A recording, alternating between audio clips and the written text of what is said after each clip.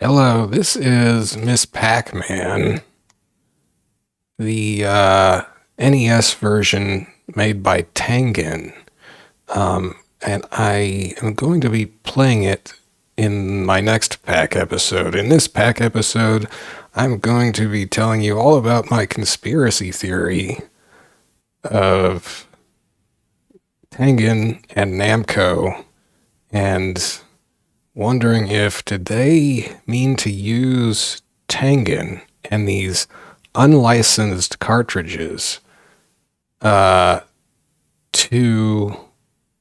break open the North American NES market to get Nintendo and Nintendo USA to lower their restrictions that they had placed on selling NES games in North America. I think certain facts seem to suggest that could be what they were doing, and I will present you with what I found by Googling mostly and reading a book. I skimmed through an actual book. How about that? So anyway, I got myself a cartridge of Miss Pac-Man for the NES, put out by Tengen. Tengen was a division of a company called Atari Games, and I'll get to what that was exactly. You notice that this cartridge, and I took photos of the front and back. Well, for one thing, the label is upside down from what you're used to if you've ever seen a Nintendo licensed cartridge, because this is the part that actually sticks into the NES, so it's actually upside down from how you would usually think of an NES cartridge. And I had to turn it that way because the label is turned the opposite way from how you'd normally see a label on a NES cartridge. Also, it's got this angled top part, so, and it's this textured black plastic. And this is all because Tengen or Atari Games or whoever they hired manufactured the cartridge themselves, rather than it being a cartridge given to them by Nintendo. And they did that for a very specific reason, which we will be spending time discussing, or well, I'll be spending time reading things about. The back of the cart has its own little caution sticker. Again, notice it doesn't have a like Nintendo, seal of quality or anything like that. It does actually say Nintendo on it, which kind of surprised me. But I guess if you're going to be putting out an unlicensed cart, you're not going to shrink from just printing the name of the company that you're sort of ripping off. Why not just go for it? So, in fact, they really went for it because almost mocking the Nintendo seal of quality. Well, not mocking it because they wanted, I guess they're aping it because they wanted this to be a real thing. I guess they put on their Tengen seal of quality for play on the Nintendo Entertainment System. And then they do mention that Nintendo Entertainment System is a registered trademark of Nintendo of America Incorporated. Then they get their big Tengen trademark and patent pending made in USA, which is, good luck with that, guys. Do not store cartridge in very hot or cold places. Never hit or drop cartridge. It doesn't say that, it just says never hit or drop. Do not take apart. And actually, the screws on mine looked like they were stripped down or something. I don't know if I could have taken it apart, even if I'd had a game bit or whatever you would call it that would access those screws. Do not touch connectors. Do not get them wet or dirty. Doing so may damage game. Yeah. This interested me. Do not clean with benzene, paint thinner, alcohol, or other such solvents. Well, these days you're told that for cleaning cartridge contacts, you're supposed to use like pure isopropyl alcohol, right? Everybody knows that. So that would have fallen under the alcohol heading, but they're saying do not do it. They don't say don't blow on it, though. They do say don't get it wet, but kids didn't think of that back then. We just thought you blow on the cartridge and that magically makes it work, right? So I guess that's what they're leaving you with. Blow on the cartridge, kids. Anyway, that is the physical cartridge. And then I put it in my Sandy card reader and I dumped the ROM, and that's running here in the emulator mesen in Windows. It's got this nice little demo mode. And you see here that it is, they do mention Namco. I mean, this was licensed by Namco. It was not licensed by Nintendo. But Namco was all for it. In fact, a good chunk of the games that Tengen put out were Namco games. And there's a very good reason for that as well, which we'll be going into. I'm waiting for this demo to get back to the little title screen with the legalese. Oh, well, here we go. Miss Pac-Man DM Namco Limited 1990 Tengen Incorporated, all rights reserved. So yeah, so Namco, I mean, Namco was totally down with this. Notice they don't mention Nintendo here. Nintendo was not so down with this. Okay, so here's my hideous timeline that I put together from the internet. Most of this came directly from David Sheff's book called Game Over. I think the subtitle is How Nintendo Conquered the World or something like that. But anyway, the book is Game Over. It actually came out in the 90s, right around the time that this was all happening. In fact, I have here the last note is one of these main actors in this drama died in 1994. He interviewed Nakajima, who I'll be telling you who that is, like right before Nakajima passed away, kind of. He was right in 93 or 94. And he interviewed almost all of the main players in this, I think except for the head of Namco. I don't think his notes list people that he interviewed, and I don't think he mentioned interviewing that guy. But he interviewed just about anybody else. I mean, he interviewed Yamauchi, the head of Nintendo, the main company in Japan, not just Nintendo USA, and hardly anybody gets to talk to Yamauchi. So he just had, I mean, it's an incredible book, just in terms of who he was able to talk to and get information from, information that nobody else had ever been able to get before. So you really learn a lot about how Nintendo was operating back in the day of the NES. Stuff that we would not otherwise know even to this day, probably. Anyway, and then a lot of stuff just came from Googling, from Wikipedia, New York Times article, GameFAQs, and then there's a court decision in 1992 that gives a bunch of information. You can find public records of that court decision, so that's where I got most of this information. And probably most of the information that you find on the internet probably has come from David Sheff's book, Game Over. You'll find a lot of sites just rattling off facts without citing a source.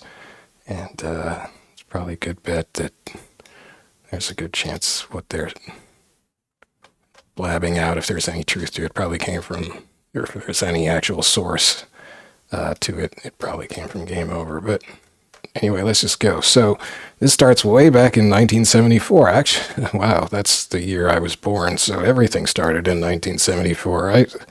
That can't be a coincidence. So this guy, Hideyuki Nakajima, becomes the president of Atari Japan. Atari Japan was a division, or I don't know what you would call it, an offshoot of old school Atari, USA. They were wanting to expand into Asia, and so they created this Atari Japan offshoot. They made this Hideyuki Nakajima guy president. Well, the previous president had basically stopped showing up for work. There was big trouble at Atari Japan. I think it was, a lot of it was employees, were they just stealing stuff, or anyway, stuff just was not going well, and it got so bad that, I think the implication was that the previous president had been also ripping the company itself off, and he just stopped coming into work. So Hideyuki Nakajima was another, I think he was an executive of some sort there. He got promoted to president, but Atari Japan was not doing well.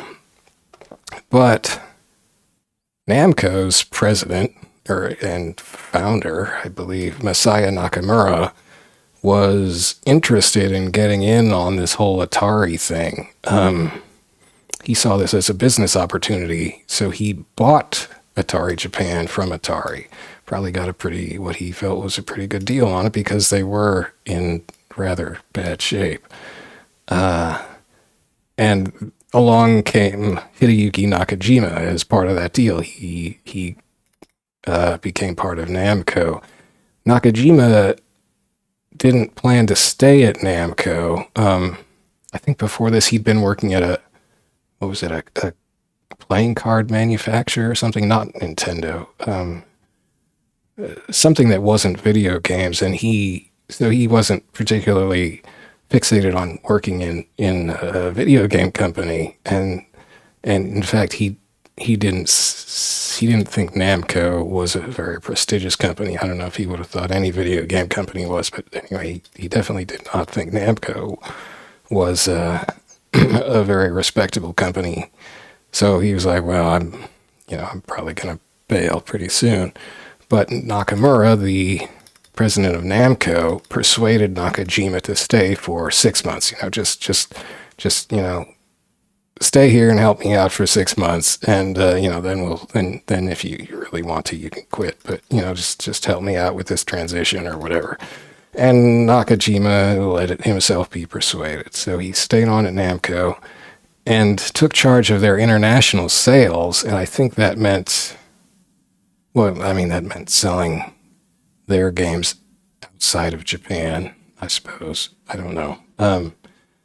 And they had barely even been trying, I think, because they had only been selling like $5,000 worth of, I think this must have been arcade games outside of Japan, I think annually, in the early 70s. And he increased that $5,000 to $500,000 in sales. And Nakamura was like blown away. Nakamura was amazed. He was like, oh my gosh, this guy's incredible. And so he persuades Nakajima to stay, even longer than the 6 months. And Nakajima would say, this was probably in an interview directly with David Sheff.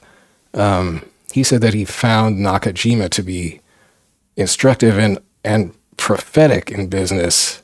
And for instance, he cited Nakamura's buying of Atari Japan because that turned out to be profitable, whereas, who would have known it was a business that was falling apart, but Nakamura somehow foresaw that would be a good deal. So Nakajima was kind of impressed with Nakamura and agrees to stay and continue working for him at Namco.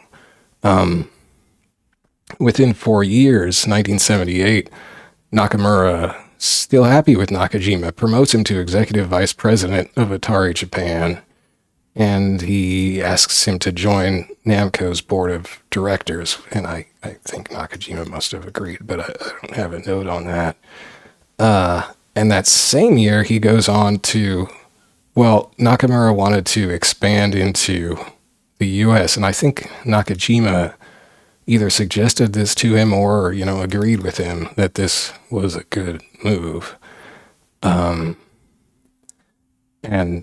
Nakamura, at any rate, agreed, or had come up with this idea himself or whatever, and says, yeah, in fact, and Nakajima, you're going to be president of this new American division, Namco America. I think it was actually, it was, I don't know how business works. Anyway, it was its own company in the U.S., but it was, under the Japanese main company, Namco. That was 78. And my next note is 1984. Nintendo had come into making home video games with the Famicom. Namco becomes their first third-party licensee for other companies besides Nintendo to publish games for the Famicom in Japan. And I don't know if it was just because they were the first, but at any rate, Namco's president Nakamura got favorable terms from Nintendo's president Yamauchi. So he got a good deal for being a company that was going to publish games on the Famicom. So I think he was very happy with that at the time, and we'll get to that. Will be important later when he becomes suddenly much less happy. But for now, it seemed like that was a positive relationship for Namco and probably for Nintendo. Well, I was going to say something else about Famicom. Oh, well, so, I was a kid. I was, as I said, born in 74. So I was kind of a kid of the NES generation when it came out here in, I think, 85. It came out a year or two earlier in Japan. And so us kids, were used to, just these gray Nintendo cartridges with their seal of quality for the NES. That was what they all were. All the games you got, that's what they were. These gray carts with Nintendo seal on them.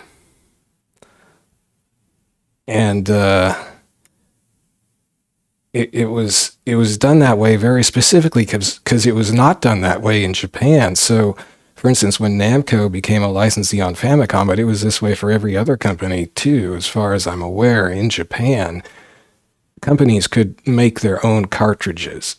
So if you're ever looking at Famicom cartridges, there's all kinds of crazy Famicom cartridges in Japan. Companies could make their own custom chips to put on inside the cartridges because they were fully in charge of producing their own carts. They could do whatever they wanted as long as, the darn thing would actually run on the Famicom. So it was this very permissive publishing environment in Japan. What was it? Oh yeah, you didn't have to put Nintendo's name on the cartridge label at all. You see a lot of Famicom games without any mention of Nintendo on the cartridge. Famicom cartridges are actually just pretty fun to look at. They're all different colors, just wild designs. It's good stuff. And Nintendo was fully cool with that, at least at the time. But it's not quite that way in America, and I'll get to that in a few steps, and we'll go into, there's a specific history of why Nintendo did not deal with the American market like they did with the Japanese market. And it's not, there's a good logic behind it, you have to say, but it did also cause them some problems, as we'll see. So the next year, which is I think the year the NES was coming out in the States, Namco America, this new entity that Nakamura created and put Nakajima in charge of, buys 60% of Atari Games from Warner Brothers, who had become the owner.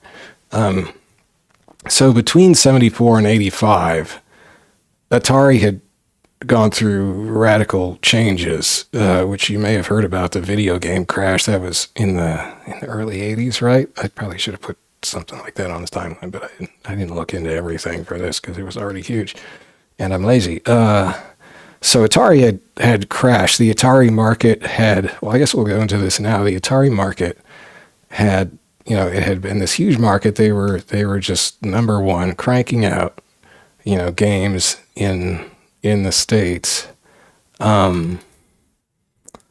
But they were very permissive in what they allowed as far as companies to publish games. So anybody, I think, just about could put a game out that would run on an Atari system. That was fine. But what this led to was just a huge flood. Once the system was seen as successful, and people saw that, there were these games selling, doing gangbusters on the system and making a lot of money, then everybody wanted to sell games on Atari systems.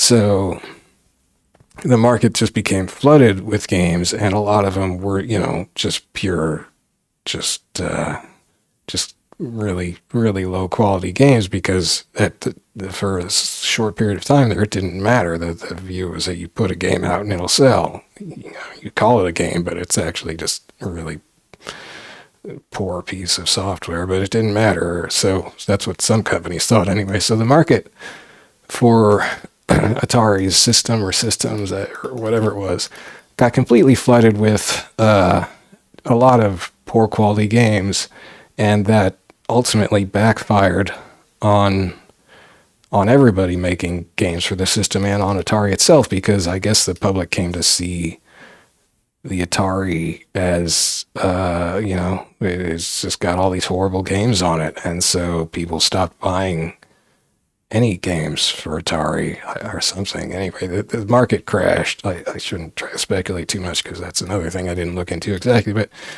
the Atari market crashed. And this was what Nintendo, and notice this is the same year the NES came out. Well, that's a different thing. So Nintendo was moving, to put out their system called the Famicom in Japan, but they were going to call it the Nintendo Entertainment System. And that was all of their marketing strategy was to make it sound like, a toy or not a toy? They wanted it to be viewed very differently than the Atari. So they called it an entertainment system. They had it look very different than anything else. And they created this hardware lockout on the NES. So the NES had a chip inside it that would wait for a coded signal from the game that gets plugged in before it would allow the main game software to run. So you couldn't just, you couldn't be a company that just put out your own game without Nintendo's permission and just have it run on the NES. It would not run, because you needed to have a special chip that Nintendo made that would communicate with the lockout chip on the NES and tell it, hey, this is a legitimate cartridge, run the game. And if you did not have that chip in your cartridge, your game would not run. And so you had to get those chips from Nintendo, which meant you had to be an official licensee of Nintendo and agree to their terms, which were very restrictive in the United States. You could only make, you could only put out, 5 games a year. I think that changed later, but I think initially you could only put out something like 5 games a year, pretty low number anyway. And you had to buy the cartridges themselves from Nintendo. You couldn't manufacture your own cartridges. You couldn't put in your own custom chips. All of that hardware came from Nintendo. And this was Nintendo's way of ensuring that they would not be flooded by low quality games and crash like Atari had. And you have to say that, that crash was still fresh in everybody's mind. I forgot to mute my phone again. So that was a big deal. And just thinking of it that way, it sure sounds like that was a smart move by Nintendo, because you can certainly see how the NES became immensely popular, but if any publisher could have just made their own games and put them out on the system without needing any kind of special chips from Nintendo or to sign up, for the publishing licensee program with Nintendo, what would have stopped the market from being flooded by a lot of low quality knockoff games? It could have happened. But Nintendo took those steps in hardware with their lockout chip to make sure that would not happen.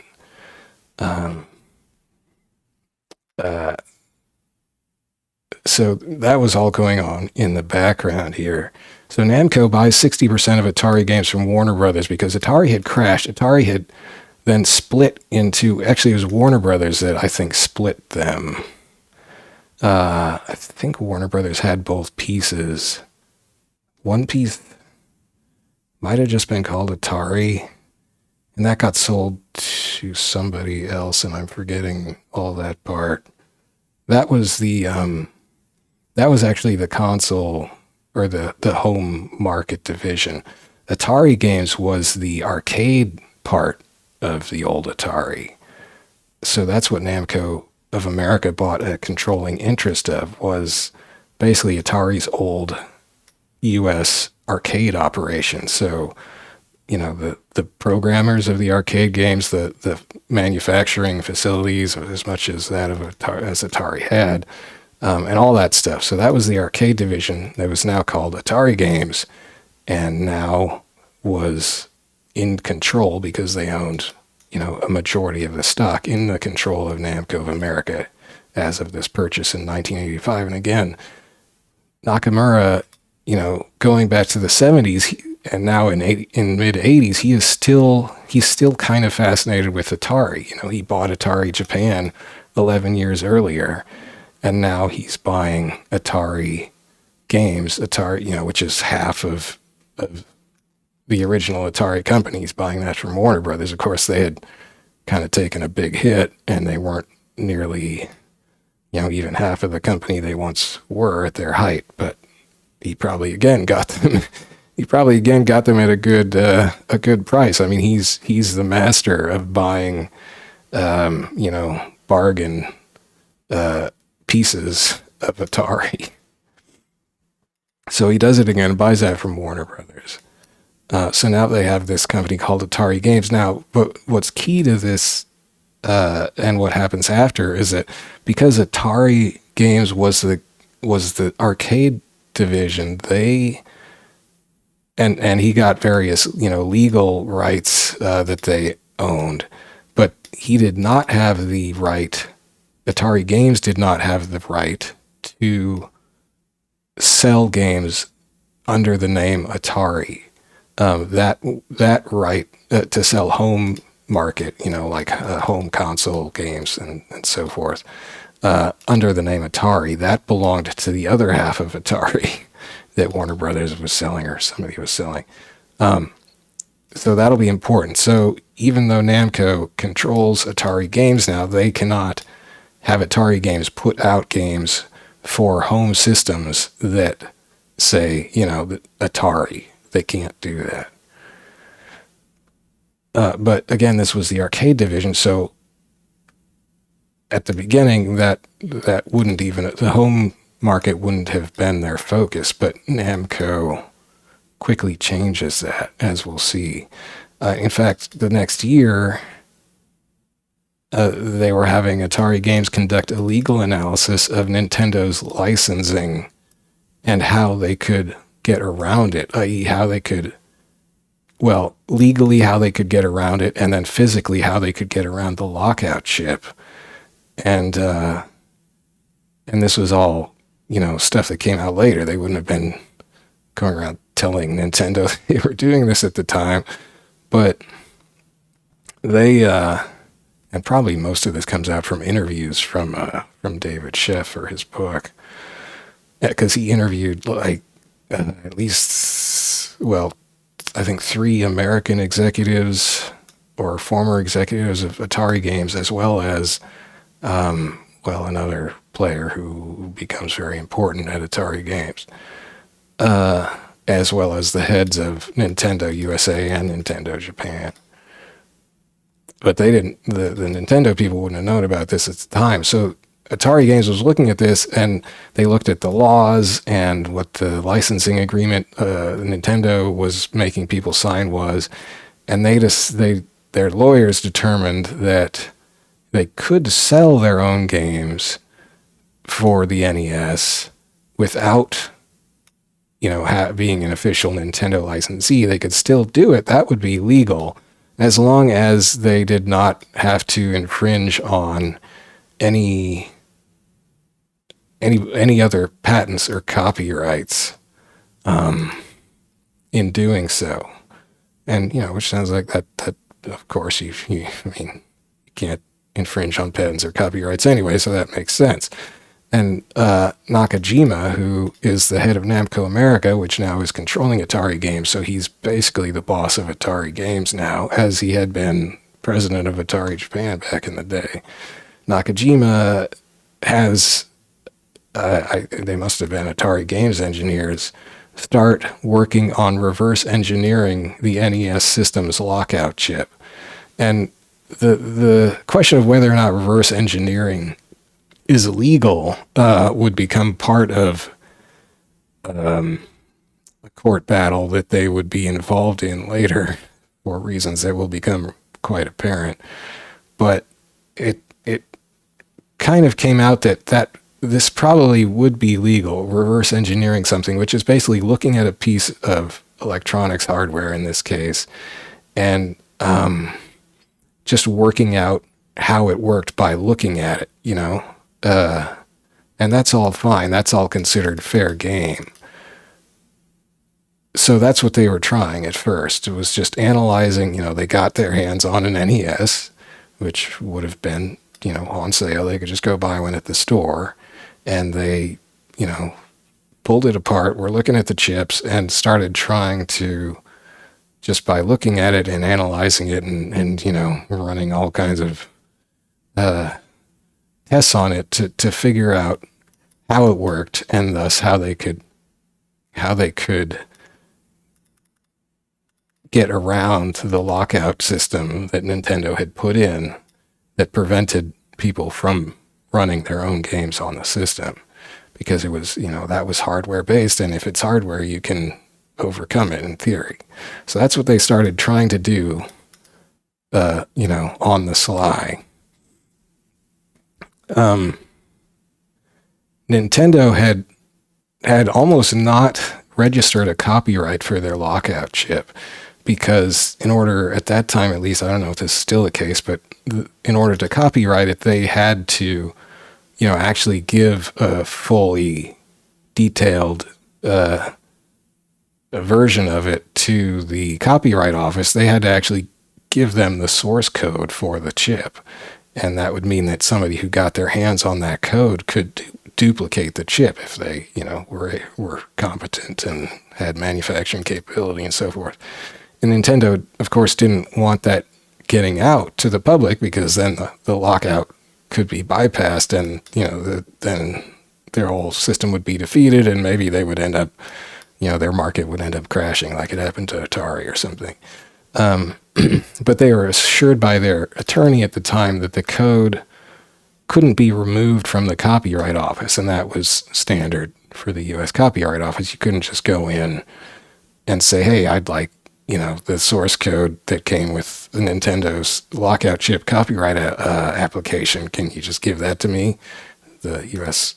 office would not have done that. They would have let you look at it while you were in the office, but the code was so complex that it was thought that nobody could just duplicate it just by looking at it in the office. So it wasn't feasible for anybody to steal it that way. So it should be fine. They had, however, overlooked a certain rule that the Copyright Office had, which will become important shortly here. So that was 86. In 87, Nakamura, head of Namco Japan, sells 33% of Namco's Atari Games stake to a group of Atari Games employees. And this group was actually organized and led by Nakajima, who is effectively the head of Atari Games. But Nakajima is still also the president of Namco America, which is working for Nakamura. So that all sounds a little curious, doesn't it? And selling 33% of the 60% of Atari Games that they had bought, I believe, so Warner Brothers still owned 40% of Atari Games during this period. Namco America initially had 60%, which gave them, you know, the controlling interest, so they were basically controlling Atari Games, and Nakajima was having Atari Games try to reverse engineer NES's lockout chip, because they could do that because it was their company with their 60%. But when Nakamura sells 33%, and the story, and I think this is even part of what's told in Game Over, and I read this elsewhere as well, was that Nakamura had just kind of soured on Atari Games, and he didn't really think they were going to pay off or whatever. But I'm not so sure the story is that simple. But anyway, he sells 33% of their 60%, so that's 20% of the total stock. So 20% of the stock is now owned by this group of Atari Games employees, the company's own employees. They own 20% of their own company's stock, and they were organized by Nakajima. That reduced Namco of America's percentage of ownership to 40%. So now Namco owns 40%, Warner Brothers still owns their 40%, and the Atari Games employees own 20%. But nobody held a controlling interest. Nobody had over 50% of the stock, which I guess effectively means, and people have said this, and I'll just accept it because I don't understand the law or anything like that about this. But effectively, I guess that meant that Atari Games was an independent company at this point, because no one group held a majority of the company's stock. So nobody could tell them what to do. They were running their own show at this point. They were no longer controlled by, in theory, they were no longer controlled by Namco of America, because Namco did not have a majority of the stock anymore. But you could, so did Nakamura of Namco really just unload that convenient amount because he didn't want to be in charge? He didn't think it was going to go anywhere, so he just gave up control for that reason? That doesn't sound like, I don't know, you can say, I guess you would get some money out of that, but anyway, that's the public story of why that would have happened. But I have another idea, which we'll get to. Anyway, that's what happened. So now Atari Games is, technically, legally its own independent company, but Nakajima was a player here. He led these Atari Games employees. He was the head of the company while Namco of America held that controlling stock ownership.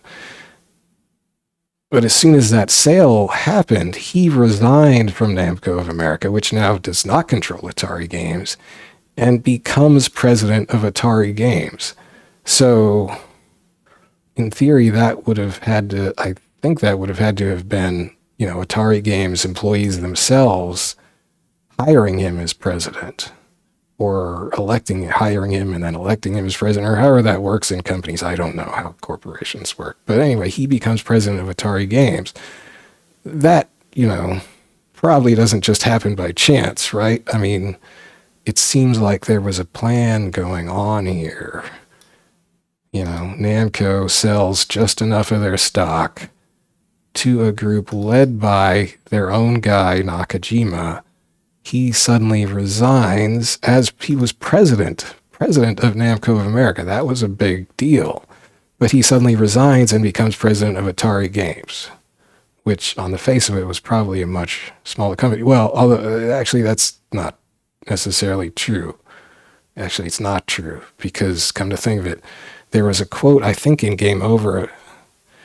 It might not have been a full direct quote from Nakajima, but it was something like he said that when he, got to the States and had been made president of Namco of America, it was basically him and a secretary. So maybe it was maybe Atari was a bigger company. I read somewhere, I don't remember where, probably Game Over, but that they had something like 300 employees. I think they might have had more even in Ireland, where there was like a manufacturing plant or something, but they had something in the hundreds of employees. So he suddenly becomes president of Atari Games,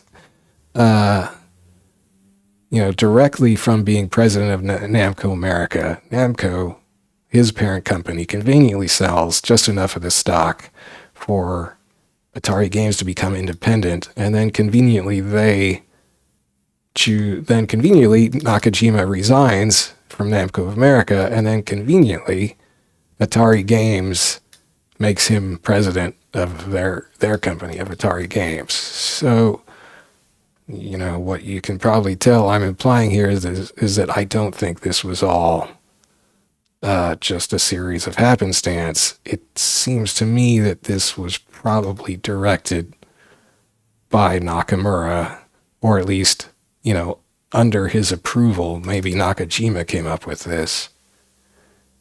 But I don't believe, there's no record that Nakamura was tired of, was upset with Nakajima. Nakajima was his wonder guy.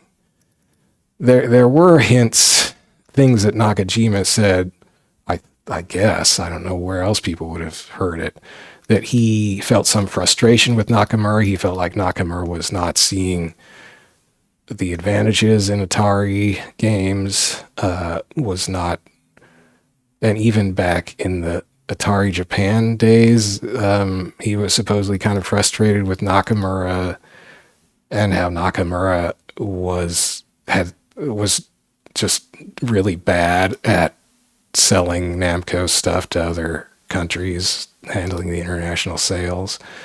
So there's some hint that Nakajima would be frustrated with Nakamura in certain ways, but he also admired him. So I don't think it's a case that this was Nakajima like rebelling from Nakamura and going off on his own and sort of turning the tables and being now the independent president of Atari Games. That seems unlikely to me. And I don't think there has been any hint that they had fallen out or anything. And as we see, Atari Games, well, I haven't explained that part yet, but would be putting out games of their own, and a lot of them, maybe even a majority of them, were Namco games. So Atari Games operates as a very close ally of Namco. So again, I think that there is a case to be made for this all being a plan, all being something either initiated by or at least approved by Namco themselves. Anyway, let's continue.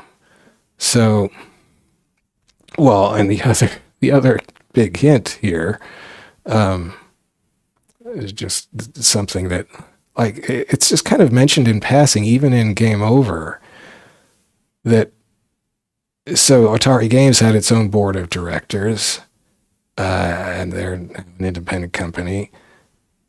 Who is the chairman of the board of directors of Atari Games?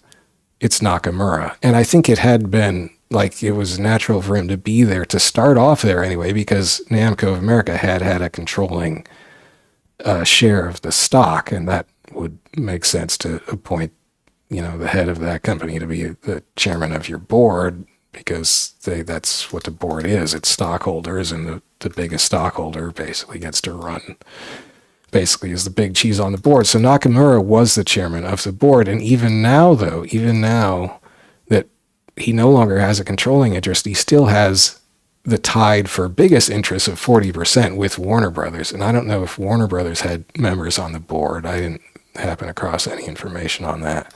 But Nakamura was still the chairman of the board. So Atari Games, while technically and legally an independent company now, is chaired by the president of Namco of Japan and is presided over by the just resigned president of Namco America. So two big Namco execs, or, fresh ex-Namco execs, are running Atari Games. Anyway, let's go on. Keep that in mind. So same year, 1987, by mid-year, Atari Games was applying to Nintendo to be, an official NES licensee so that they could put out games on the NES. The NES had been out for a couple of years by now. But Atari is trying to get special terms for themselves. rather like Nakamura had got when they became a licensee for the Famicom in Japan. And I don't think Namco was putting out, I didn't double check this, games for the NES in the States at this point. But I can't say that for sure. Anyway, it wasn't them applying for this technically. It was Atari Games technically, an independent company applying to be a licensee for the NES. But they want special terms. I'm not sure what. And the Game Over book goes into this in some detail, but they don't really say why they felt they could get better terms from Nintendo. Maybe they were trying to say, we're Atari. We're, this very experienced company with all these experienced engineers, blah, blah, blah, and a recognizable name, although they couldn't use that name to put out Holmes' games. But anyway, so they made this pitch to Nintendo. And the other thing that maybe we should be asking ourselves is why would they have been doing that? Why not applying for a license? I mean, the NES was selling very well. It would make sense that a game company would want to be able to put games out on it. But maybe we should be wondering why they thought they could get those exceptions. And again, was it just because they were this experienced company? That doesn't seem. There were plenty of other experienced software companies. Why did they think they could get special treatment? And, I return to this idea that Nakamura, head of Namco, had got special treatment for being the first, or he was the first licensee in Japan. But now we're in the States that has these very restrictive terms, blanket terms for everybody. But Atari, supposedly not related to Namco now, even though everybody would have known that the president of Nintendo is the chairman of the board. I mean, that would have been public knowledge, and Nintendo would have known that. So maybe that was the unspoken thing,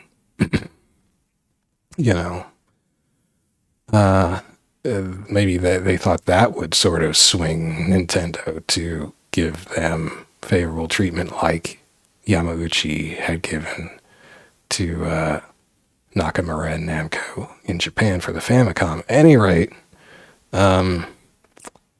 Nintendo was not swayed by this application. They refused. They said, nope, you can sign up. It will give you, we'll make you a licensee, but you get the same terms as everybody else. And Atari Games struggled with this for a while. They kept trying to persuade Nintendo to change their mind, but Nintendo had no need to change their mind. They were the ones in the driver's seat. So by December of '87, Atari Games says, okay, just let us sign your regular terms. We'll do it. So they caved, but what choice did they have if they wanted to put out games on the system? Nintendo had everybody over the barrel there with their lockout chip and their dominance in the market. And there was a slight disagreement over the date here. Game Over said this happened in January, which when they just agreed to the more favorable terms, January of the next year. Anyway, and that's sort of important because there were some specific dates around this time. So in 21st of December, Nakamura founds within Atari Games, he creates a division called Tengen. Tengen is a Japanese term from the board game Go, just like Atari was also a term from the board game Go. So this was kind of a sort of clever, nod to their own company's history in taking another term from the Japanese board game Go as the name of this new division within their own company, Tengen. And the reason why they had to do that, why Nakajima felt that he had to create this division, with a different name was because Atari, again, the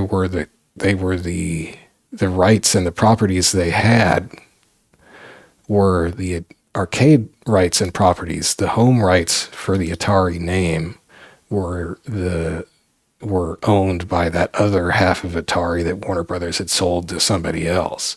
So, to Jack Tramiel, formerly of Commodore, wasn't that where Tramiel came from? And then he got booted out of Commodore, and he bought up the other half of Atari, the home side of Atari, which became, or was already called, I forget, Atari Corporation. So Tramiel has Atari Corporation. They were the ones who had the right to put out games with the Atari name for the home market. So Atari Games could not do that, so they had to come up with another name under which to publish their games, and they chose the name Tengen. So, Tengen, that's Atari Games' division. That's the name they used for selling home games.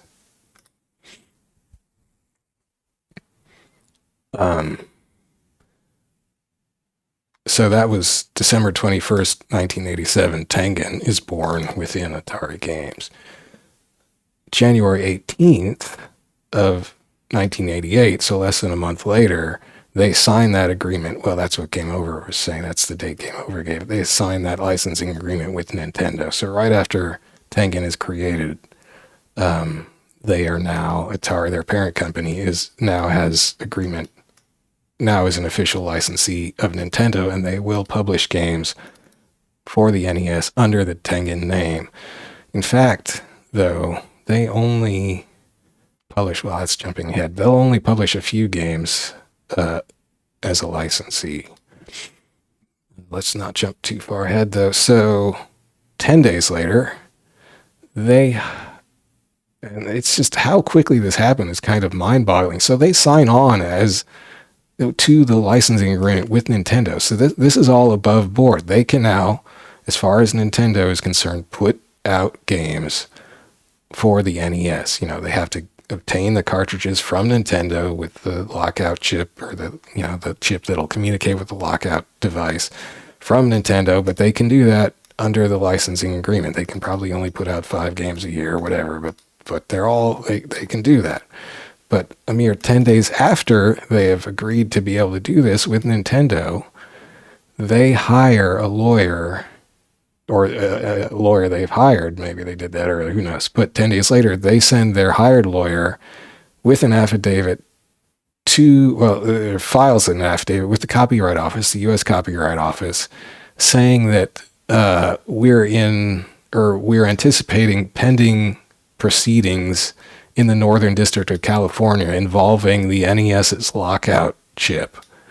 So as legal discovery, and in order to make our arguments for the court and present facts for the court, we need the source code for the lockout chip so that we can, argue this court case so that the court will know what we're talking about and everybody can see what's going on, blah, blah. That's all standard, and that is, in fact, the workaround and the normally legal workaround for obtaining source code from the U.S. Copyright Office. And perhaps Nintendo, when they were convinced by their lawyer that it was safe to register their copyright chip with the U.S. Copyright Office, they were assured by their attorney, the story goes, that the code could not be removed, so nobody would be able to copy it. Nobody would be able to use this copy of the code that was with the Copyright Office. Nobody would be able to get that and use that to defeat the lockout chip on the NES. But what they had neglected to mention, or maybe they didn't know, but they probably just thought it wouldn't come up, was that somebody involved in litigation that concerned the lockout chip could get a copy of that code to use in court. And so that's what this lawyer that Atari Games hired told the U.S. Copyright Office was that, hey, we have pending proceedings, so there's going to be a court case in the Northern District of California. We need that code, which would all be fine and above board if there was, in fact, a legal proceeding going on. But at this time, January 20th, 1988, there was not. So this was not true, what the lawyer... But the lawyer was just telling them what Namco had told them, or what Atari Games had told them. So Atari Games hired this lawyer, told them that, yeah, we've got pending litigation in the Northern District of California, so we're going to need that code, that source code for the NES lockout chip. We're hiring you to write up the legal affidavit to ask for that code from the U.S. Copyright Office. And the lawyer took them at their word, took Atari Games at their word that there was a pending court case. And so the lawyer duly writes this letter to the Copyright Office saying, can I please have a copy of that code? It's needed for this upcoming legal proceeding. But that lawyer did not know, supposedly, that was not true. At this time, there was no pending court case. There would be soon, and perhaps Atari Games anticipated that, but there was not now. So this was a lie by Atari Games. They were lying. And they were lying to the U.S. Copyright Office. And maybe that was a bad idea. But at the time, it seemed like a way to get the code. Because what I didn't bother writing down here was throughout this period here, starting from when they started reverse engineering the NES lockout chip back in 86, we're here at the start of 88. They thought they would be able to reverse engineer the NES lockout chip. But they failed. They were not able to reverse engineer the chip. They tried, stripping away layer by layers of the silicon wafer, or whatever the heck it is, the circuits and all this stuff. I think they thought they had it working at one point, but they could not get it to work reliably. Their attempted copies of the chip that's inside Nintendo's own cartridges, they could not come up with a working, reliable duplicate of that chip that would let them have their own games run on the NES without needing Nintendo's chip in their cartridges. So they failed. And they, I guess, were getting a little desperate, and they got desperate enough to lie to the U.S. Copyright Office to obtain the source code. So they would just be able to look directly at the source code without having to guess at it by trying to look at the hardware itself. So back to the beginning of 88. So, they were totally double dealing here. They were signing all this paperwork with Nintendo to say, yes, we're going to be official licensees, la-di-da, everything's great. Atari Games is now, shaking hands with Nintendo. We're going to be partners. Meanwhile, they were stealing source code via the U.S. Copyright Office. And the U.S. Copyright Office actually instituted stricter policies and after this. So they would no longer just take somebody's word for it that there was pending litigation and just give them a briefcase, full of source code from a patent application. After this, they changed their rules, so they would actually check up on this and make sure that there was a legal proceeding. But at this point in time, they did not do that. They just said, okay, sounds good, here's the source code, and the lawyer was able to walk out of the Copyright Office with a briefcase containing the source code for the NES lockout chip and delivered it to Atari Games. And again, soon after that, this is in June, again, is this coincidence? Nakamura, head of Namco, resigns from his board chairmanship at Atari Games at a shareholder meeting. This is the records of the shareholder meeting detail this. This was actually, I got this from Cashbox magazine. There's a copy in archive.org. There's a scan of it, and there's an article talking about this. Cashbox was an arcade industry magazine, or maybe, yeah, August 6th, 1988 issue. Talking about what came out of this Atari Games shareholders meeting. Nakamura resigned. Atari says, the official story from Atari was that it was because Namco was acquiring a major interest in a competitor, which at the time was presumed to be Data East, which is another Japanese game company. That sounds like a convenient excuse to me. I mean, I guess maybe we should just accept that official story, but whatever. Nakamura is no longer officially in charge of Atari Games as much as a chairman of a board of a corporation is in charge. But anyway, he's no longer legally tied to Atari Games, right? Atari Games is supposedly an independent company.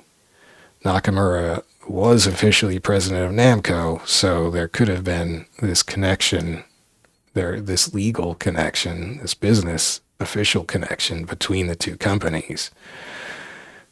Ever since Atari or Namco had sold its controlling interest, but now that is no longer a tie between the companies. There's no longer any official tie between Namco and Atari Games. But of course, Nakajima is still the president of Atari Games.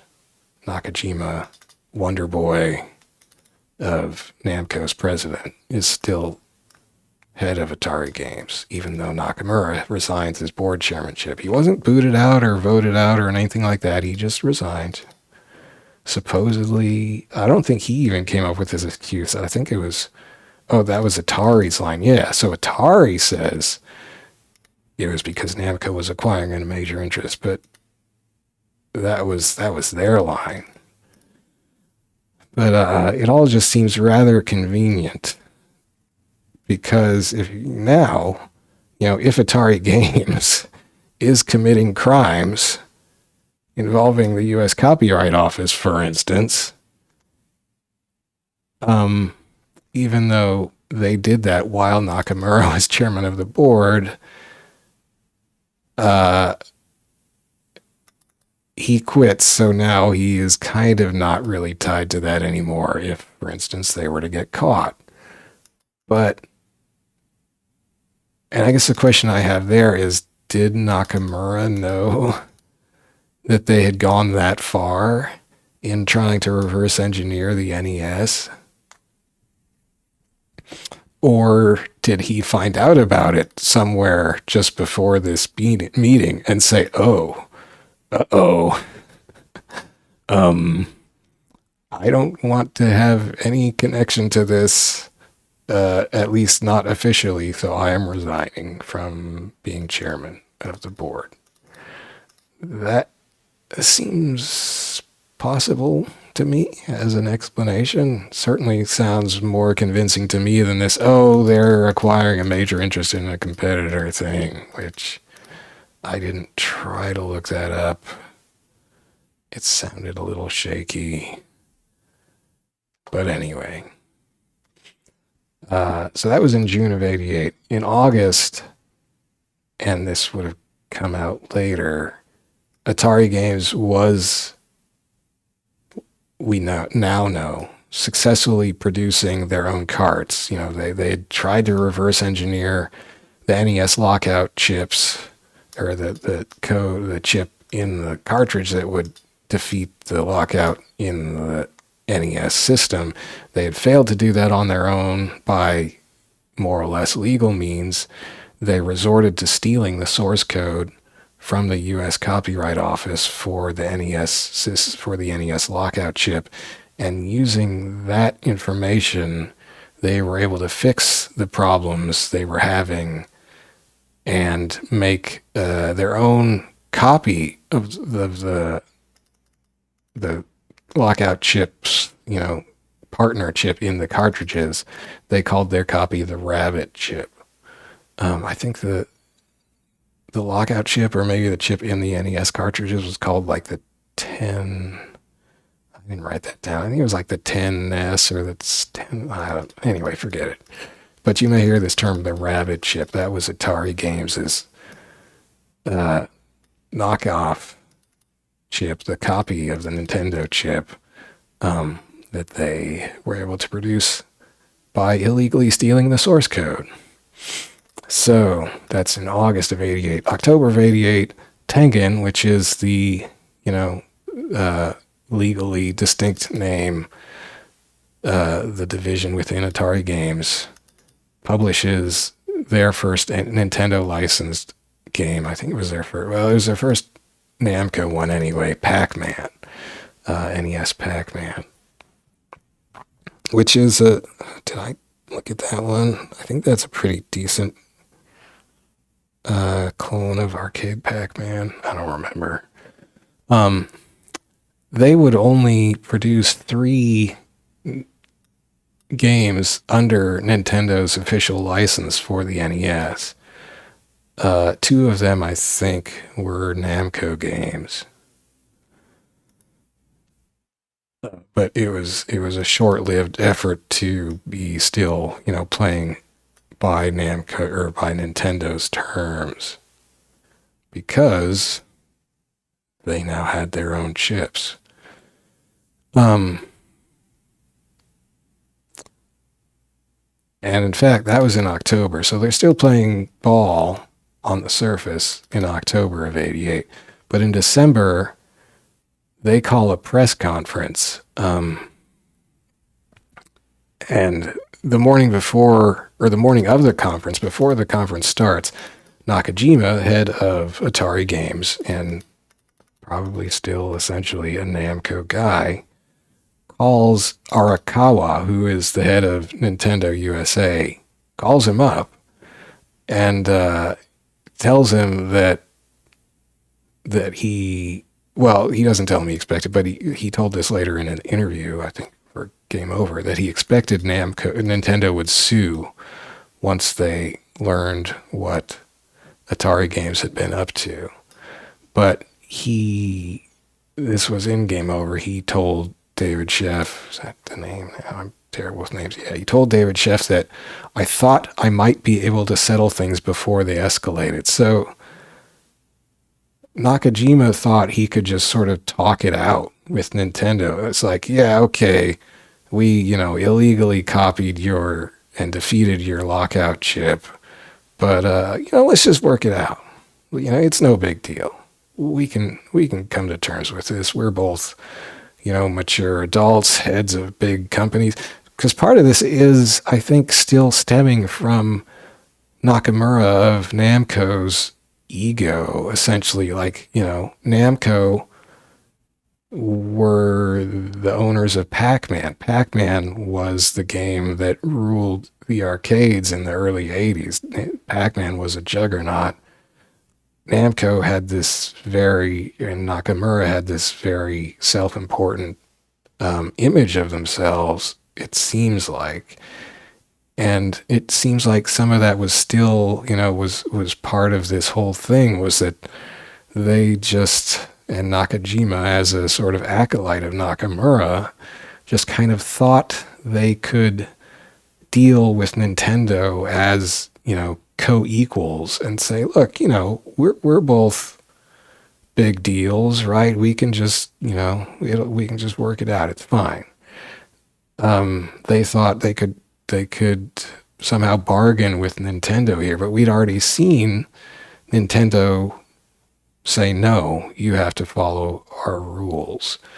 And they had caved in to signing the licensee terms, but now they still I think part of it was they thought, since they were able to bypass the lockout, that this would show Nintendo that Nintendo had to take them seriously or something. Well, anyway, we'll see. Nintendo doesn't. And, these days we see Nintendo as this very litigious company when any of their, their legal rights or whatever, any of their copyrights are threatened in any way. We know that Nintendo will go after, anybody threatening their copyrights just immediately and unrelentingly. We're very used to that by now, but I guess maybe back in the late 80s that wasn't quite apparent yet. Nintendo perhaps was not synonymous with just, this bulldog legal take no prisoners attitude, but I'm sure people learned from this case that you don't try to. Nintendo does not play nice on stuff like this, but at this point anyway, Nakajima thought they would. So they went ahead. They went ahead with this press conference. The Atari Games sued Nintendo for antitrust practices, and that has to do with the restrictive, things that they were forcing people to agree to in order to produce games for the NES. And they hold this press conference where they say that they've sued Nintendo, and they say that they will release their own Tengen branded NES carts without a Nintendo license. They announced this at a press conference. Like, this is what we're doing, haha. And they really thought they were somehow sticking it to Nintendo. And I guess they thought Nintendo would, they would be able to settle things with Nintendo somehow, or looking back on it from this day and age, it's hard to see, but I guess at the time this seemed like something they thought that they could do. They thought they could get away with. They thought they could get Nintendo to agree to more advantageous terms or something. So they very boldly come out and announce, we're not playing Nintendo's licensee game anymore, even though they were a licensee at that point, but that wasn't enough for them, and they were going to release their own carts without Nintendo, without buying the carts from Nintendo, without, doing it under Nintendo's restrictions, because now they could make their own carts. And probably people were wondering how they could do this. In fact, by December, so this was still in December, one of the, I think, American executives at Atari Games tells reporters that we reproduced the lockout chip so we can make our own cartridges. We did that by reverse engineering. We were just able to do that reverse engineering. We're smart guys. And we know now that was not the case. They couldn't do it. They failed with the reverse engineering. They had to steal the source code, and that becomes a problem for them because that is not legal. But that wasn't known yet. So, they come out bold and brash and say, haha, we can do this now on our own. We don't, not like all you other suckers, we're not playing Nintendo's game.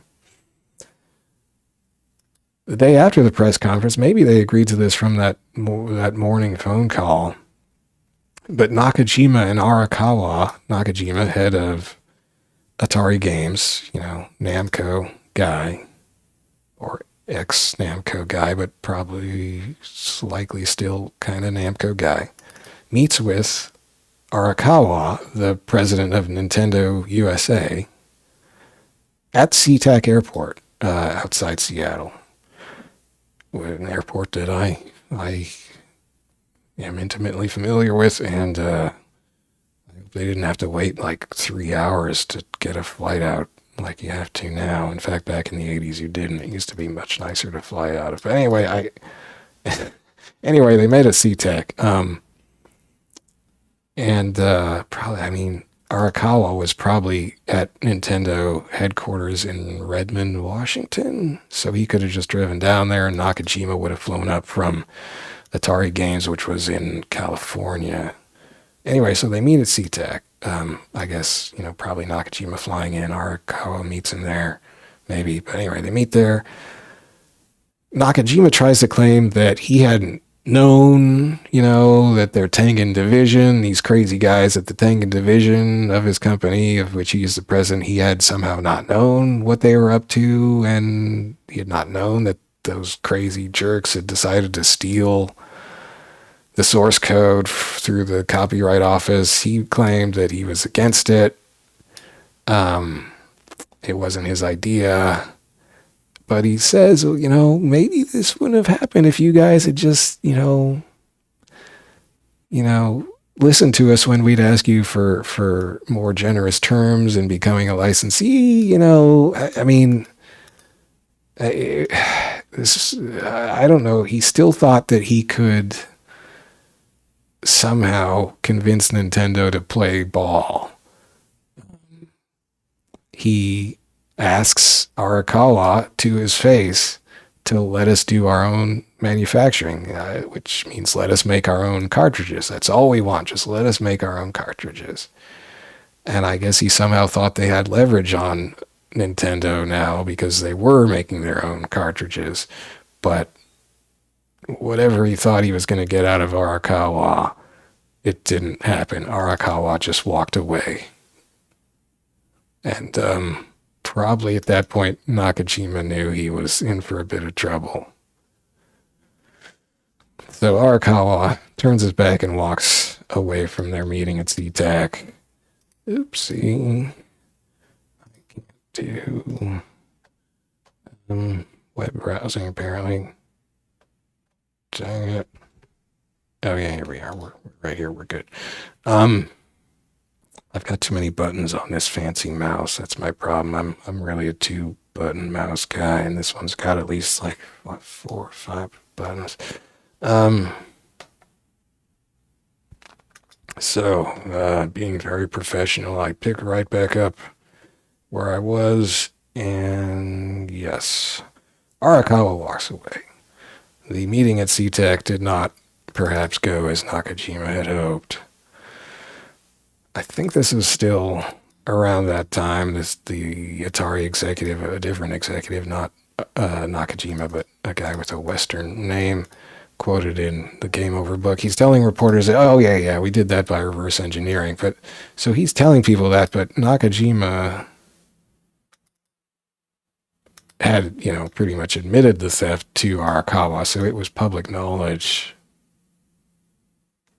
The day after the press conference, it must have been public knowledge. Maybe it wasn't. Arakawa would have known. Yes. I don't know. It's not clear to me who knew exactly what of how the source code came out and when, but certainly whenever they met, it's clear that Nakajima knew, that Arakawa knew that they had got the source code by stealing it from the copyright office. Even though perhaps more publicly, somewhere around this time, Atari was telling reporters that it was all by reverse engineering. We're smart guys.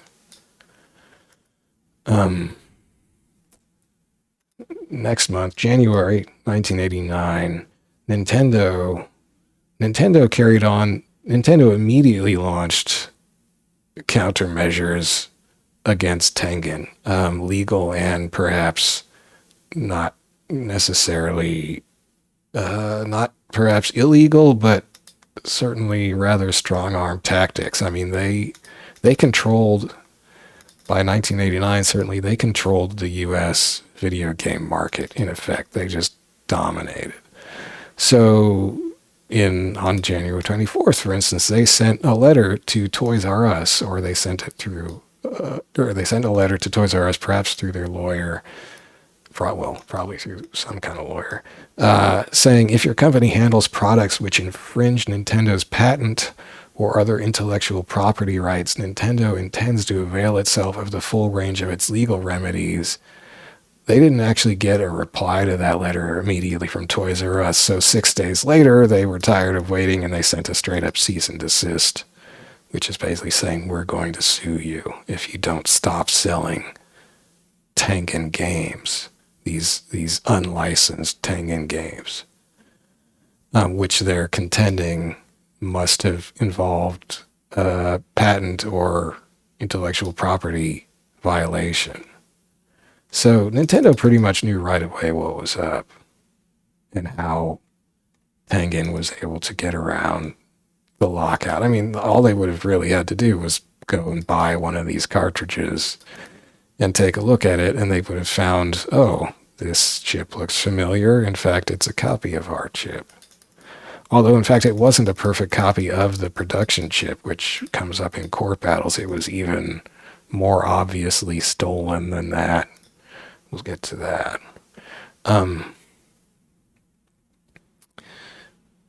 Atari Games goes to court over these strong-arm tactics because it wasn't even just Toys R Us. I mean, Toys R Us was one of the biggest chains. But other retailers were also getting these legal threats from Nintendo to basically drop Tengen or suffer the consequences. Because Nintendo was saying that, you're selling products that violate our patents, specifically those lockout chips, although I don't think their letters had to go into that specific. But, so stop selling this stuff or we'll, take you to court. Atari complained about this and filed a court action saying Nintendo was threatening their dealers. That's, a legal maneuver that ended up failing. Nintendo wasn't strictly doing anything illegal, or at least Atari Games' lawyers were not able to show Nintendo's legal threats were illegal harassment or something. So Nintendo could continue their strong arm campaign. And in one of these interviews for the Game Over book, another guy who was an executive at Atari Games at the time said that the top 15 retailers in the United States, the top 15 video game retailers or retailers of video games, they all dropped Tengen. So Nintendo's strong arm campaign to destroy Tengen. I mean, Nintendo was just, we're going to destroy Tengen. This company, this brand threatened us. They're going down. And it worked. Tengen was effectively dead on the market. I mean, within a couple months, probably, of, boldly announcing that they were not playing Nintendo's game. They were just destroyed. They would hang on and they would continue fighting, but you're not selling these Nintendo games anymore. And now you're involved in court battles, which they were, Atari Games was ballsy enough to initiate. They sued Nintendo first. In court, they argued that, when their lawyer told the Copyright Office that there was pending litigation, they tried to say, well, see, there is litigation now. And the judge was just like, that's obviously BS. And that defense was not accepted because it's like, well, we're doing something illegal, so obviously there would be litigation. I think they were trying to say that they were planning to sue Nintendo. They announced that in December, whereas they had stolen the source code in January of the same year, so almost a year earlier. Yeah, that didn't hold up in court. And that was I don't think that was in the court case where they were suing, because there's another case that Nintendo brings for copyright infringement. So that was probably in that case. I didn't write down when Nintendo actually sued them for that. But probably right away, probably right after that press conference. But anyway,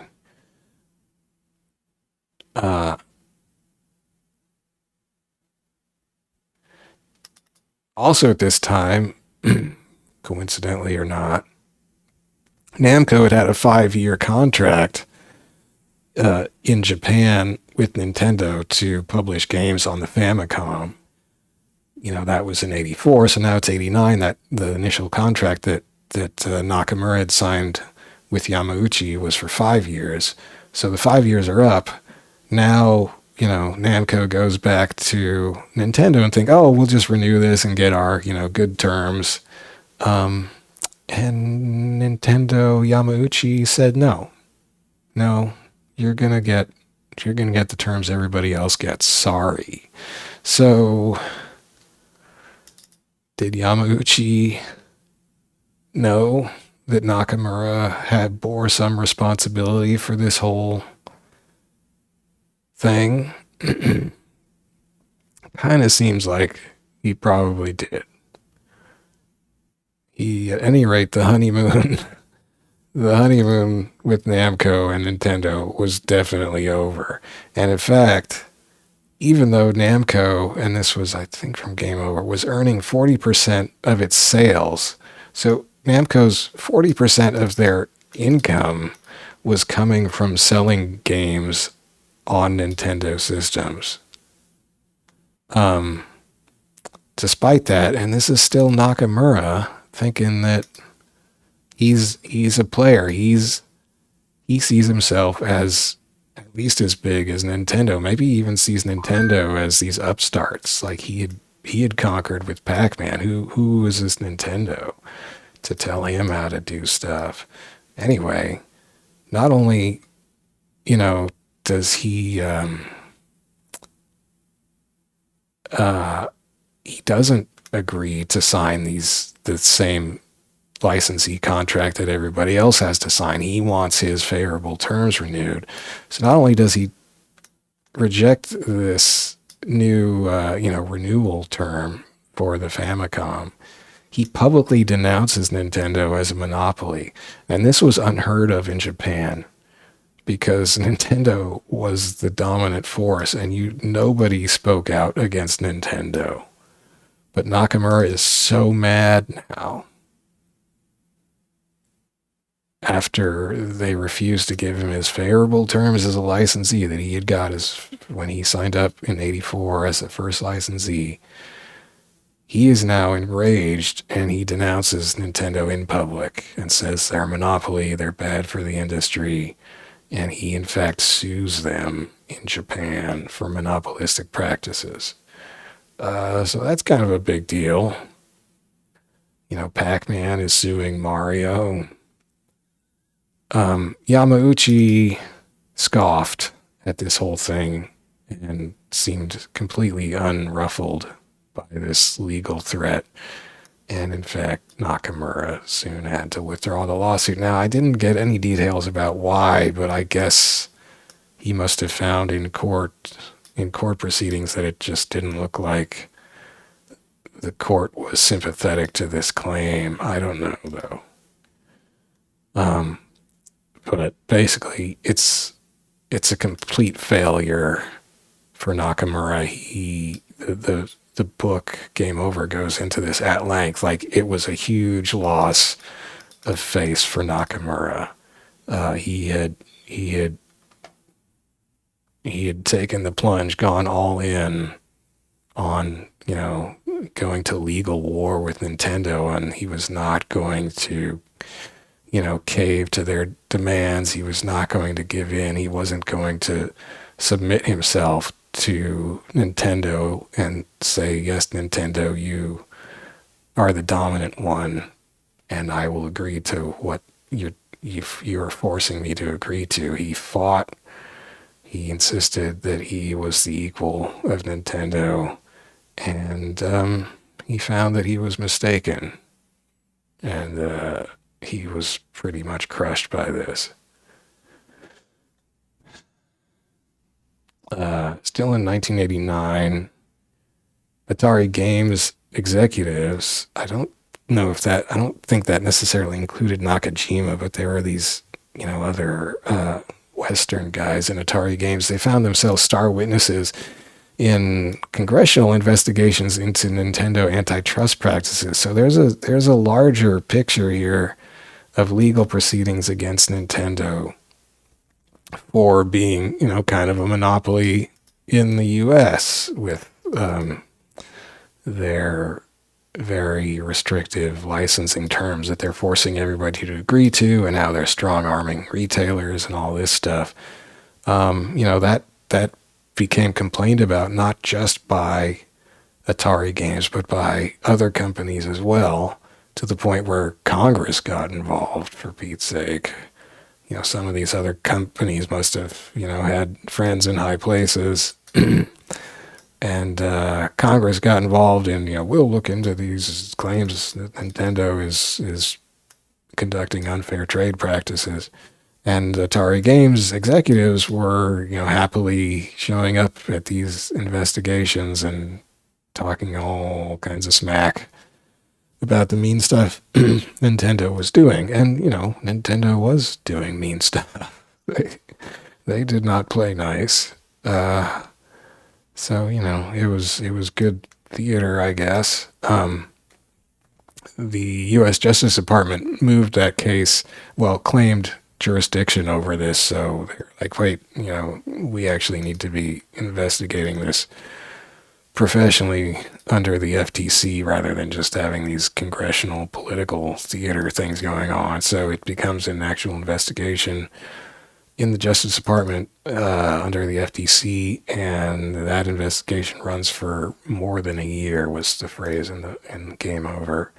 So that's starting sometime in 1989, while these lawsuits between Nintendo and Atari Games are popping off. By October of that year, Tengen publishes their own unlicensed NES Pac-Man. So it's been a while since I looked this up now. And, by a while, I mean like a week, and I've already forgotten. But I think there ended up being at least 3 versions of Pac-Man for the NES put out. And that's just in the States. But they were all basically just copies of the Pac-Man for the Famicom that had already come out in Japan, made by Namco, programmed by Namco, I think. I think that was probably in 84, but so then Tengen had, or I think it was under Tengen. I think that was one of the 3 legal cartridges they put out. Yeah, I even said that earlier, right? So they had put out a Nintendo licensed NES Pac-Man in October of 88. But a year later, in 89, they're putting out an unlicensed NES Pac-Man. It's the same game. They didn't reprogram it or anything. They changed the info on the startup screen for it to no longer probably say anything about Nintendo. And they were selling it in one of their own weird, funky carts. And, the idea would be now, hey, we don't have to pay any kind of fees to Nintendo. We don't have to buy, cartridges and lockout chip things in the cartridges. We don't have to pay Nintendo for any of that. We can just sell it straight to stores. Well, by this time, that may have just been a gesture. I mean, we've already heard that. Well, I guess that was still going on at the time, but, for the entire year, Nintendo had been strong-arming the big U.S. retailers not to sell these games, these unlicensed games. And so in October, they tried putting out their own Pac-Man. Same darn game, just different colored cartridge. Same darn game they had published themselves a year before. With a license, but now there's an unlicensed one. They just wanted, all the profit or something. But it must have been obvious to them by now that this was going to be dead in the water anyway. But, what store was going to carry it at that point, I'm not sure. But they tried. Next month, November. Oh, that's where, okay, I did have that. So November is when Nintendo countersues Atari, saying that Atari stole their source code, which is, protected by copyright and patent. And in fact, it was the most blatant possible patent violation you could commit, right? You walked into the U.S. Patent Office, you lied to the U.S. Patent Office, and you walked out with the protected source code under false claims. You were not in litigation with them, and even if you had been in litigation for them, you would only have been supposed to be allowed to use the code for the litigation. You could not just go and use it to make a duplicate of this patented chip, but that's what they had done. It was a lie. It was a blatant ripoff of the copyrighted information through the Copyright Office itself. I mean, come on. How did you think you were going to get away with that? I mean, they obviously thought they were going to be able to sweet talk Nintendo into not making a big deal out of it, I guess, and then they just figured Nintendo wouldn't sue them, and so the U.S. Copyright Office, even though it would have known that that code was obtained under a false pretense, would not have pressed their own case about it. I don't know, but anyway, that didn't quite go according to plan, and Nintendo sues. So that was late 1989. So now there's Atari Games' antitrust practices lawsuit against Nintendo going on, and then now Nintendo has their copyright and patent infringement suit against Atari going on. So they're locked in these legal battles. I think there was a third case too, and I'm forgetting. Well, there was also the two companies had a legal battle over Tetris, and I didn't go into any Tetris stuff here, but it was kind of a similar thing happening with the game Tetris. That Tengen wanted to produce their own version of Tetris for the NES, and in fact they did. You can find that cartridge. Well, for instance, this cartridge you can find easily on eBay. So, do I have the time? Yeah. So the very next thing, 1990. Is when this game, Miss Pac-Man, came out. Their unlicensed, Tengen's unlicensed cartridge of Miss Pac-Man that would run on the NES. So this cartridge has their rabbit chip, their, copyright patent violating chip inside it. You can find these readily on eBay. In fact, when I was just looking for Miss Pac-Man for the NES, and just searched like NES Miss Pac-Man or whatever. I don't even know if I even put in Tengen. I don't think I did. But Tengen came up way more often than the later non-Tengen Miss Pac-Man. Namco would much later, release their own Nintendo licensed, gray cartridge Miss Pac-Man game, which was by all accounts, far, far inferior to Tengen's. I mean, if you just look at video of it, it just looks and sounds awful. But anyway, so they're still pushing it. They're still trying to show that they can beat the man, in this case Nintendo, and forge their own path on Nintendo's own system. Using this illegally obtained code.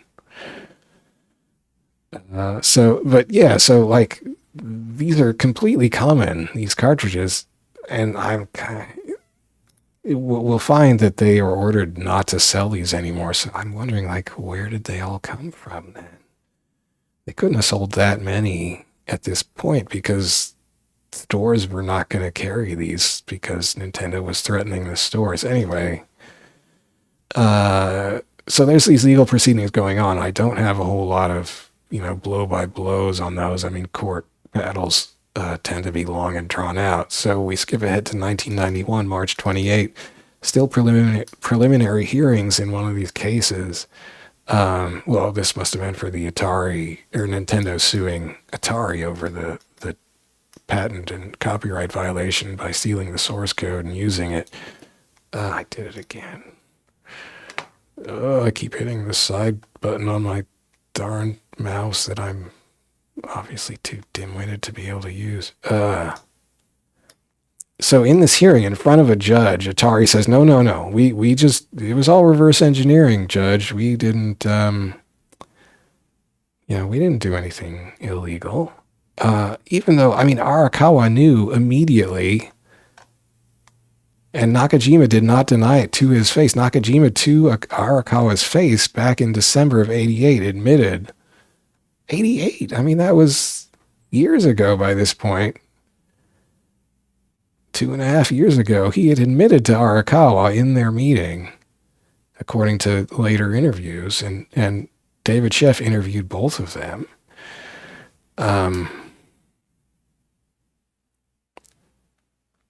He just flat out admitted that, you're my engineers at my company that I'm the president of stole your stuff, but I didn't tell them to do that. It wasn't my idea. I didn't agree to that. It was them, not me, blah, blah. But legally in court, Atari Games is still arguing that it was all just, good old reverse engineering above board and straightforward. We just looked at the hardware and figured it out ourselves. But the judge was not convinced of that at all, and really laid into them. I mean, not only for stealing it, but trying to lie about it to the court, and for stealing from the Copyright Office, which itself was just a shockingly blatant and stupid thing to do anyway. And there were all these clues that the judge, that had been pointed out in court, and the judge pointed out in the injunction, because, by in analyzing the Rabbit chip, Atari's copy chip, and it was probably Nintendo who conducted the analysis. I'm not sure who conducted the analysis, but the analysis of that chip showed that this chip had way more circuitry on it that would have been necessary to get around the lockout. And do I have I guess I don't have a note on that, but basically, there was code in the source code in the copyright application that was stolen by Atari from the patent office. There was code in that application that Nintendo later cut out. I mean, they just found out, we don't need, this stuff and this stuff. So in the actual chips that Nintendo was putting into cartridges that actually, went on the market, and that, after that copyright application, those chips differed and were simpler than what you would have got if you had made a chip straight from the source code in the patent application. They were refined. It was refined coded. The coding had advanced. Things had been fixed and cleaned up. So, but when people analyzed the code in Atari Games' chip, they saw that it had more code in it than was actually needed, more code than was ever actually in the actual Nintendo chips. It was, in fact, code that was only found in essentially what was the prototype of those chips in the copyright application. So the only reason that those circuits would have been in Atari's chips was that they had come from from the patent office source code. There was no other reason. There was no other functional reason for that to be in there, other than somebody had just copied it without knowing what it was, and they would have had to have got that from the Copyright Office and stolen it from the Copyright Office. So it was just a hopelessly losing argument that Atari Games was trying to get away with. I mean, this is just kind of sad. Like, what were they thinking? How did they think they were going to get away with this? I guess they just thought that this wouldn't have that they would have convinced Nintendo not to take them to court over this, that they could have worked out a business deal, and they somehow would have persuaded Nintendo to let them manufacture their own cartridges and, get around the whole restrictive system that Nintendo had purposely set up so that they would not fall into what had happened to Atari's own parent company. What had in fact caused Atari Games to exist as Atari Games at this point. It's all rather ironic in that regard.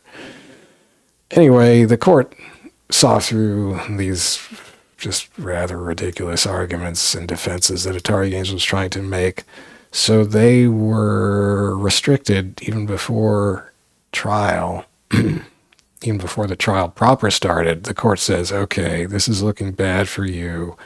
It certainly looks like you have stolen the code that you're using in these games you're selling, so you are not allowed to sell those cartridges before the trial, because it looks like those are, illegal theft of patented stuff. So at that point, this is in March 1991, all those carts would have had to have been pulled from stores. They had to recall. They were required to recall the products in stores, and even though there probably weren't even that many stores that were actually still trying to sell these cartridges because of Nintendo threatening people with lawsuits, but at this point, March 28th, 1991, they were definitely not going to be selling anymore. So Miss Pac-Man would have only been on the market officially for like a year. Or maybe, I'm not sure what point in 1990 it came out. I don't think that information, I could find that on GameFAQs or other sites like that, but something like a year would have been on the market, and probably not in very many stores. So where are all these cartridges you find on eBay? Where did those come from? Were those all sold within that time frame? I mean, it was a pretty good version of Miss Pac-Man, but I mean, this is 1990. That's what, 8 years after the arcade game had come out. I mean, Miss Pac-Man, I certainly don't remember Miss Pac-Man being a big deal on the NES. The stuff that all the kids I knew liked on the NES were the big, adventure games and RPGs and games with much flashier graphics than this old Pac-Man stuff. But so I kind of was that, because they had to recall all these games and they couldn't have even been selling that many. But they must have manufactured them rather optimistically. So were they just sitting in a warehouse and eventually somebody just bought the warehouse and everything in it and then just sold all those cartridges on kind of non-retail channels, and eventually they got it? I don't know. I don't know what happened. But anyway, they could not legally have them in stores anymore. And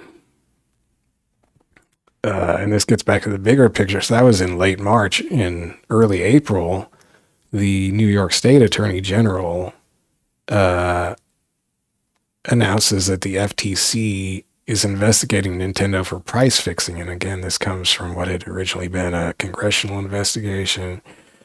And that the resolution of that was that anyone who bought an NES from June 1st, 88 through December 31st, 1990, that was just ending just a few months before this announcement, you would get a $5 Nintendo discount coupon.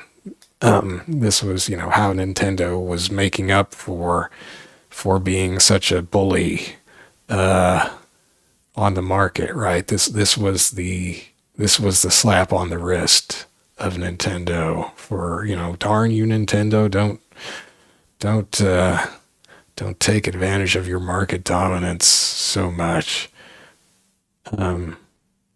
And part of their agreement with Nintendo, I guess, was that Nintendo would have to redeem at least $5 million worth of coupons. So, a million discount coupons at least, but a maximum of 25 million. So Nintendo's maximum punishment for, all of the somewhat, I don't know if you can say exactly underhanded, but anyway, rather manipulative practices in dominating the market to the extent that they did, and strong-arming retailers, and I guess this was specifically naming price fixing as something they were doing, like whatever that meant, in terms of selling stuff at favorable prices to themselves. The maximum slap on the wrist punishment that came out of that whole shebang was essentially a $25 million fine, or even, at least a $5 million fine, but at most a $25 million fine. But the way it was actually executed was essentially a marketing campaign for Nintendo. It's like, hey, if you can get a $5 off Nintendo coupon, so go buy more Nintendo products. And I mean, that was the legal resolution. Was it now the New York State Attorney General is essentially advertising for Nintendo? It's just insane. So I'm sure all these other companies who were trying to get something out of Nintendo for, dominating the market as brazenly as it was, were not too thrilled about that. And Nintendo were probably popping some corks and saying, yeah, oh, woe is us. Nintendo did loosen some of their terms, I think, slightly. Like, I think they let companies, licensees sell more games per year, not just 5 per year, whatever quite low figure it had been at first. Like that number got raised a bit, because like other companies had been making like other brand names so that they would, I think it was like, blanking, the company that makes, Konami, like had several brand names that they sold, under which they sold games on the NES, because that was the only way they could sell as many games as they wanted, because each brand, each company, each licensee could only sell so many games, so they had to register multiple companies as licensees to sell as many games as they wanted. So anyway, that loosened up a bit. Nintendo sort of lightened up slightly, but still they were dominating the market, and it was really a slap on the wrist from the U.S. government. And I'm sure Atari Games was probably rather disheartened by that as well. Their own legal cases aren't going that well either. They did, Tengen did appeal the injunction or whatever it was. The injunction prohibiting them from selling their unlicensed games. An appeals judge agreed to let them do that, but that very quickly got overturned. So they had another, half a year out of that, but then they lost that appeal in September 10th, 1992, and had to recall all their NES games. So I guess they did get another bit of time out of that. Let's see, so that initial hearing, that finding against them, was in March 91. So then I'm not sure how much of the time in between they would have been able to sell things, I guess starting in April.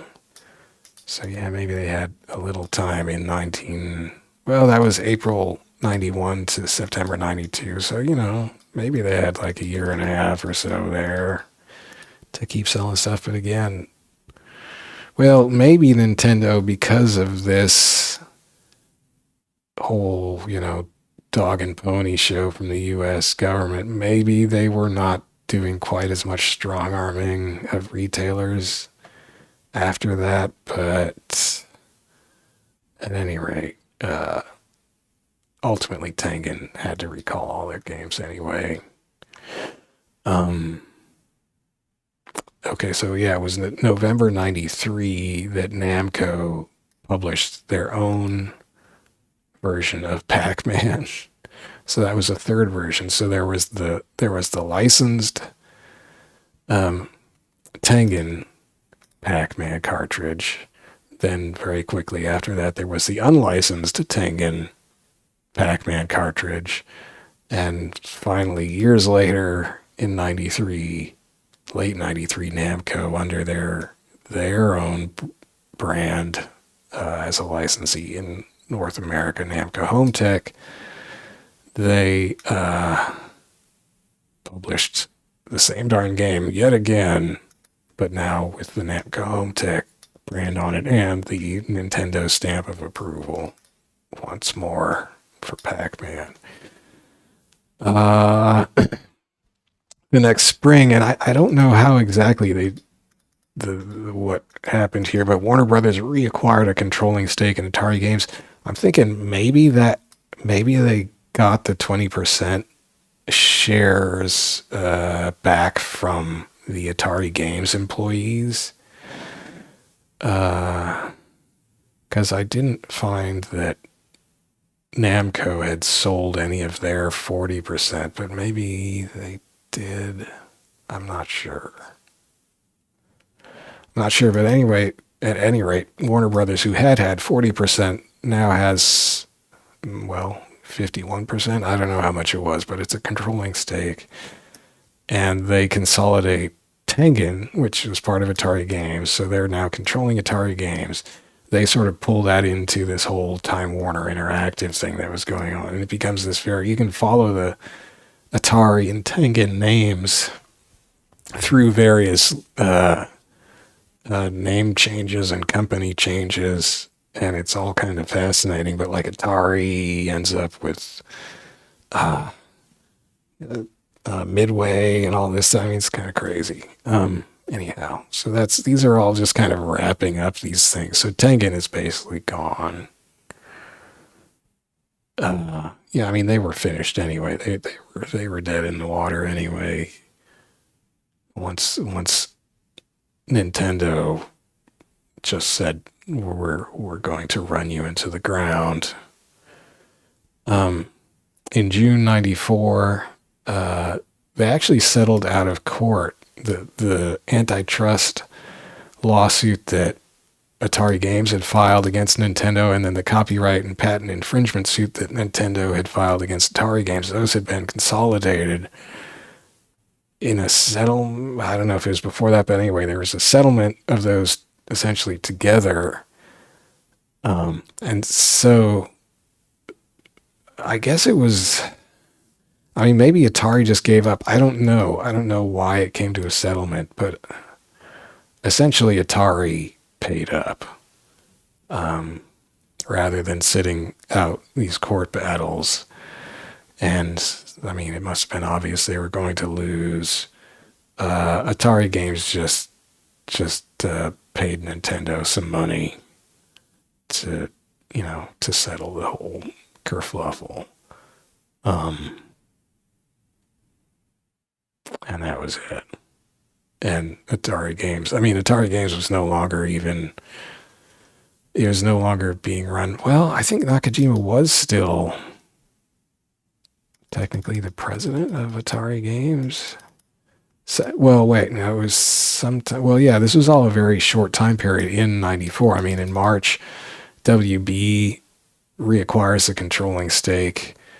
June, so, several months later, Atari and Nintendo settle. Atari Games coughs up money, and the next month, Nakajima, Namco guy, president of Atari Games, dies. He was only 64. So that's kind of a sad ending for a guy who, was an old school Atari guy, kind of, really. But, and then he came back to Atari and its former Atari Games with Namco in between. And I think I think this whole thing was kind of Nakamura and Namco trying to use what, ultimately came under the name Tengen to crack Nintendo's hold on the North American game market. And, he very conveniently jumped off the board of directors once things started getting a little illegal, or that he knew they were getting a little illegal. But that was before the actual, skullduggery came to light publicly. So, Namco would not have suffered any legal punishment for these shenanigans that were, executed by Atari Games, but we certainly saw that he paid a price with Yamauchi, and you can't, I don't think there was any direct tie, any direct quote to say that, yeah, Yamauchi did that because he was angry over the shenanigans, launched by Atari Games, which Namco guys had been controlling. But, and those shenanigans started while Nakamura was still chairman of the company's board.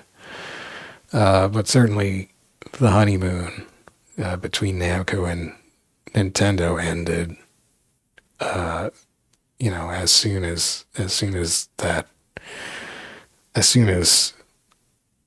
Atari Games went public, saying that they weren't gonna, bother with Nintendo's licensing anymore. And that failed miserably for Atari Games, and it failed for Nakajima, who thought he could just sort of talk Nintendo out of retaliating. And it failed for Nakamura, who kind of went nuclear in Japan when Yamauchi essentially told him the honeymoon was over and he was just going to have to play under the same terms that every other little developer was given. And Nakamura was similarly crushed by the Nintendo steamroller. So it didn't end up going well for them. And, again, what were they thinking? But anyway, that was the sequence of events as far as I could cobble things together. And I'm sure there was a lot more going on. I mean, there was a lot more going on that I didn't go into. And maybe I'm painting a perhaps convenient picture to further my own theory. But anyway, that's what I came up with. So next time I will actually be playing their Tengen's Miss Pac-Man for the NES. It's got a lot of cool features. Namco eventually came out with their own Miss Pac-Man for NES, as I said. I didn't write that date down here. It was, again, much later, and it doesn't look that good. I mean, unlike Pac-Man for the NES, which was the same darn game, just republished under different, copyright names, Namco's eventual licensed version of Miss Pac-Man for the NES was a completely separate piece of software. It's just weird looking, and it doesn't look so good. The Tengen one, it was just this one programmer, Franz Lanzinger, and I think it was in Game Over. But anyway, he didn't even have the arcade game source code for the game, even though, Tengen was basically an offshoot of Namco, and it was all it was being licensed by Namco, just not by Nintendo. But he didn't even get the source code for the arcade game to work from. So they just gave him a an arcade cabinet of Miss Pac-Man that Atari Games, as arcade experienced engineers, had rigged up with a pause button, so you could pause the game. And he said that helped him, duplicate the sprites precisely, so the ghosts and Miss Pac-Man all look, correct in terms of how they're drawn. But everything else, he just had to code from scratch and try to duplicate the performance that he could see, on the screen of the arcade version. But maybe that helped because he ended up adding a whole bunch of other stuff into it. So anyway, there's lots of cool stuff to check out in this Nintendo unauthorized Miss Pac-Man, which you can still find quite easily on eBay. So yeah, I do wonder, like, where did those come from? Because Tengen did lose its appeal. It had to recall all these games. So yeah, was there just a warehouse of these games in the sort of Indiana Jones warehouse of stuff just sitting there for some time, and then what? It ended up on eBay somehow. I don't know. Or maybe they just couldn't have sold that many games at retail in that limited period they had while Nintendo was threatening to sue any retailer who was trying to sell them. Weird. But anyway, they're easily obtained now, and pretty cool, I think, but I haven't actually played it yet, so that'll be in my next Pac-Man episode. Miss Pac-Man for the NES, the Tengen black cartridge, pretty much bootleg. Nintendo or Namco was down with it, as I think. So, Namco licensed this. They knew what was up. Namco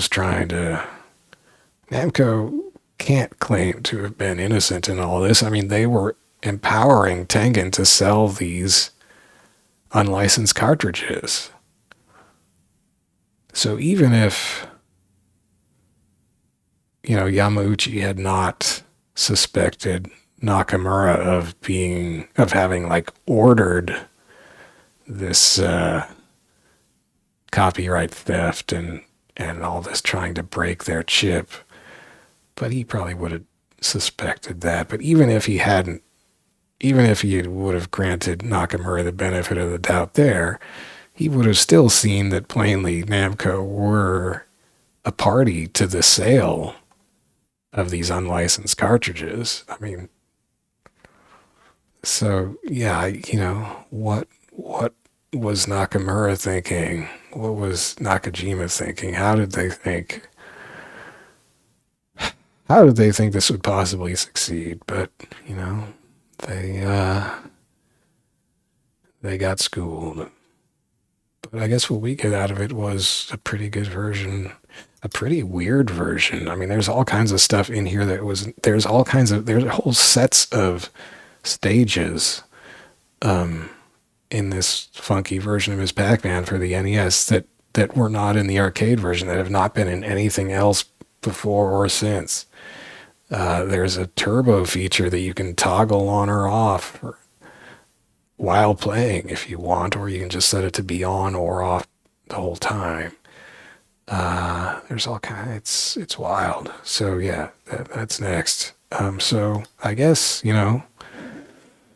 thanks Nakamura, thanks Nakajima for being these crazy rebels against Nintendo, I guess.